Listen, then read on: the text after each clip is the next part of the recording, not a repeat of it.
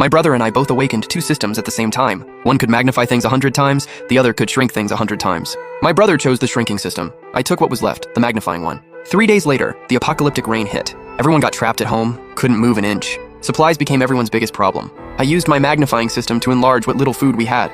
We rationed everything. In the end, we both survived. But after the rain apocalypse ended, my brother turned on me, furious.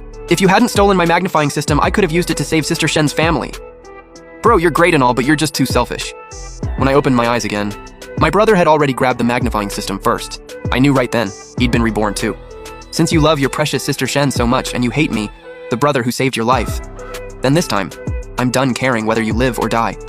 This shrinking system can shrink food, but it can also shrink me. Once I figured that out, I looked at my overjoyed brother and said, then I'll take the shrinking system. System binding successful. My brother got even more excited. He couldn't wait to try out his new system.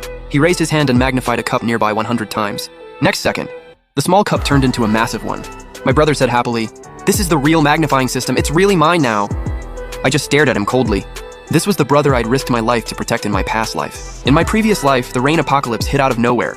Everyone got trapped in their own homes. Supplies were critically short. We had a few boxes of instant noodles and bread. Back then, I used my magnifying system to enlarge them. We barely survived 5 years of endless rain. My brother's childhood friend, Shen Ruchu, lived right across from us. He begged me to help her family by magnifying their food, but I refused. I didn't trust people's hearts. Without my help, Shen Ruchu's family couldn't last 5 years. They starved to death early on. I survived that merciless apocalypse, but never expected I'd die at the hands of the brother I'd protected for so long. Bro, now the magnifying system is mine. Bet you're jealous, huh? I can magnify anything I want, but your shrinking system seems pretty useless. My brother seemed to be testing whether I'd been reborn too. There was a hint of wariness in his eyes. I let out a breath. I acted casual and smiled. What's the difference? It's just a system. If you like it, take it. I'm cool with either. Seeing I had zero interest in the magnifying system, my brother finally relaxed and laughed. I knew from his smile that this time he'd definitely try to save his childhood friend's family. And once people knew about this system, there's no way he'd be safe in his bedroom. Everyone would come after it. My brother excitedly ran out the door and knocked on Shen Ruchu's door. Shen Ruchu opened it. She looked at my brother, confused. "Sulong, what are you doing here?" My brother ignored the disgust on her face and leaned in, smiling. "Sister Shen, let's talk inside." Once their door closed, I immediately pulled out my phone to check the date. Today's the 14th. 3 days left before the rain hits. There's still time.